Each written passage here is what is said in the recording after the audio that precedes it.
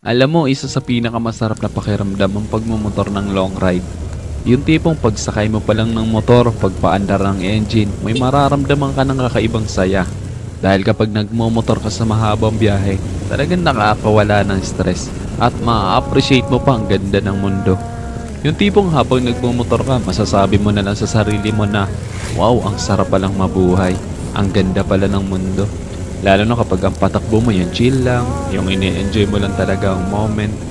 Madami kasi tayo kanya-kanyang problema sa buhay. Pero kapag nagmomotor ka na, makakalimutan mong problema mo. Lalo na kapag maganda ang view, maganda ang kalsada, tapos hindi mo namamalayan, nagkakaroon ka na pala ng positive mindset dahil magaan ang pakiramdam mo eh.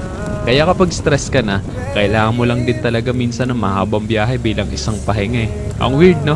Kasi nakakapagod magmotor pero ito yung pahinga ng gusto-gusto ng marami.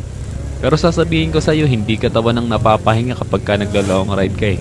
Kundi yung utak mo, kundi yung sarili mo mismo.